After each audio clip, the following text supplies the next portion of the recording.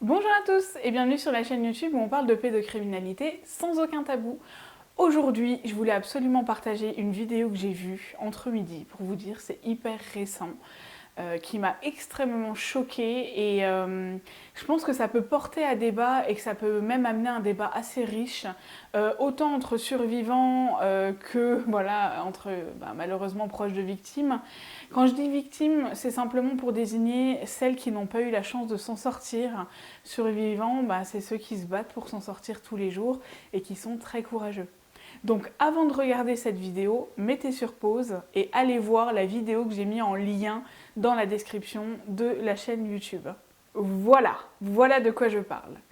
La première chose qui m'a extrêmement choquée, c'est le premier mec, entre autres, qui parle quand même d'enfants de 4 à 6 ans et qui dit que c'est les enfants, alors soit d'abord il en parle et il dit qu'ils ont raconté n'importe quoi, et sinon il en parle en disant que les enfants provoquent. Donc les enfants viennent chercher des caresses, les enfants viennent chercher de l'affection, et que dans ce monde, on n'ose plus rien faire, on n'ose plus toucher les enfants parce qu'on ne sait pas de quoi on va être accusé. Alors de quoi on va être accusé? De pédocriminalité.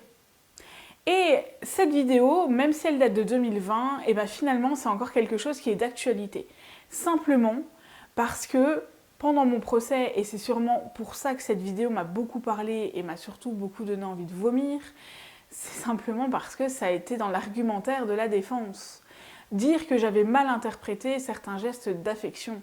Excusez-moi, mais quand papy y va bien profond, je pense pas que je l'interprète mal. Je sais, c'est vulgaire, mais je pense qu'il faut le dire comme ça pour que les gens le comprennent. Et en fait, ça m'a fait penser à quelque chose.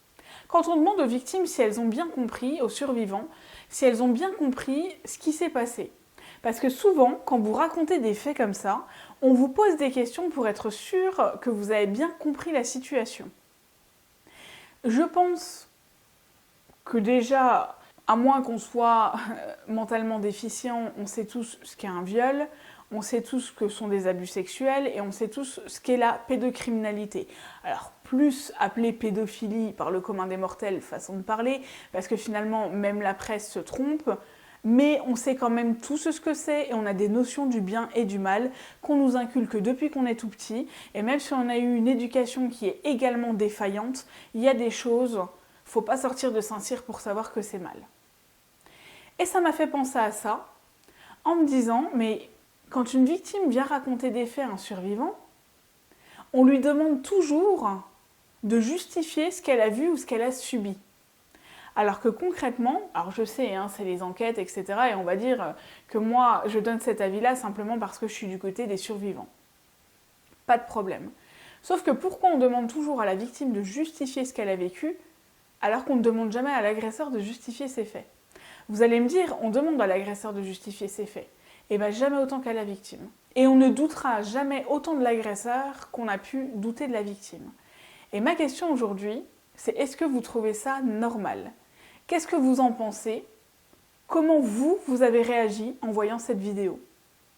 Je vous laisse me répondre et j'en referai une vidéo suite la semaine prochaine. À bientôt!